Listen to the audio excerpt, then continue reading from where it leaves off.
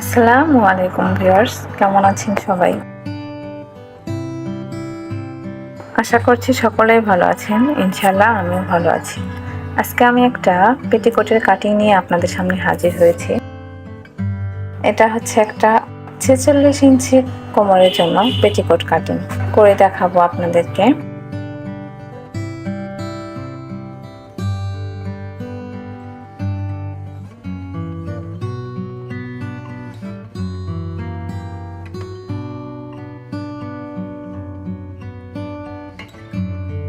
প্রথমে আমি কাপড়টাকে সমান করে স্কেলের সাহায্যে একটা দাগ দিয়ে নেব, তারপর সমান করে কেটে নেব। কেটে নেওয়ার পরে এখানে আমি কোমরের জন্য ২.৫ ইঞ্চিতে দাগ দিয়ে কেটে নেব। এখানে আমি ২.৫ ইঞ্চি নিয়েছি। ২ ইঞ্চি আপনার বেল্টের জন্য থাকবে আর ১/২ ইঞ্চি হচ্ছে গিয়ে সেলাইয়ের জন্য।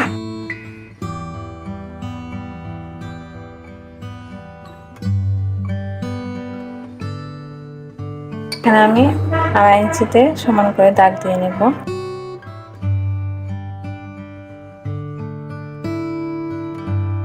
এখন কোমরের মাপটা দিয়ে নিয়েছি,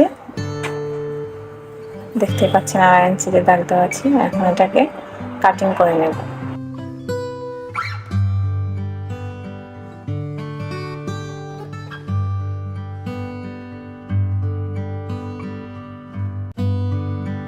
কাটিং করে নেওয়ার পর দেখতে পাচ্ছেন এখানে ২ পার্ট হয়েছে। এখানে এক পার্টের সাথে অন্য পার্টের অর্ধেক জোড়া দিতে হবে, আর এক পার্ট হচ্ছে ফিতা দিয়ে ফিতার জন্য রেখে দেব।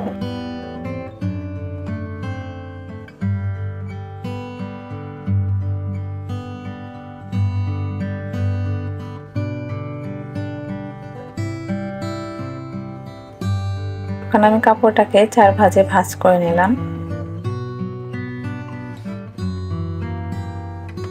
এই পাশটা হচ্ছে খোলা সাইড আর এই পাশটা হচ্ছে বন্ধ সাইড।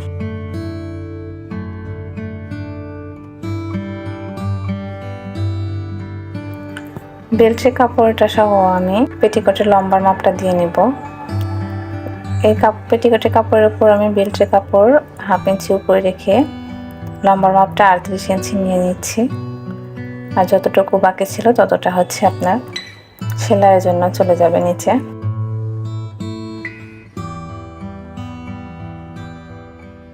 লম্বা দাগ দিয়ে নিলাম। এখন দুই পাশে ৪৬ ইঞ্চি কোমরের জন্য আপনার মাপ আসে হচ্ছে ৮ ভাগে ভাগ করলে হবে পৌনে ৬। সে পৌনে ৬-এর সাথে আমি আরো ১/২ ইঞ্চি যোগ করে ৬.৫ দাগ দিয়ে নিলাম। যত কোমর থাকবে সেটাকে ৮ দিয়ে ভাগ করে তার সাথে ১/২ ইঞ্চি যোগ করে নিলেই আপনার পেটিকোটের কোমরের মাপটা বের হয়ে আসবে।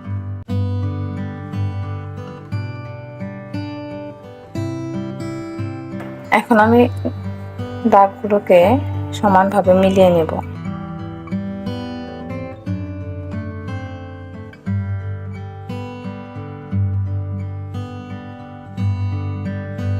দাগ মিলিয়ে নেওয়া হয়ে গিয়েছে। এখন আমি এটাকে কাটিং করে নেব।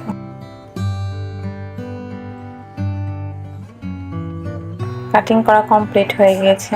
এখন আমি কাপড়টাকে উল্টিয়ে নেব। উল্টিয়ে নেওয়ার পরে নিচের পাশটা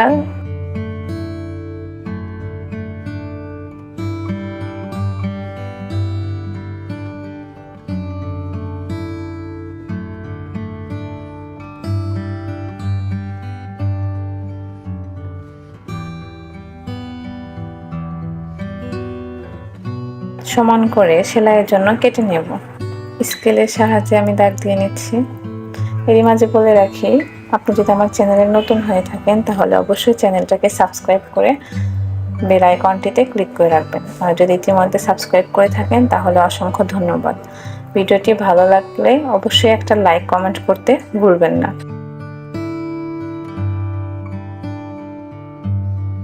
নিচের পাশটা আমি সমান করে কেটে নিলাম যাতে সেলাই দিতে সুবিধা হয়। আজকের ভিডিওটি এই পর্যন্তই। সবাই ভালো থাকবেন, সুস্থ থাকবেন। আল্লাহ হাফেজ।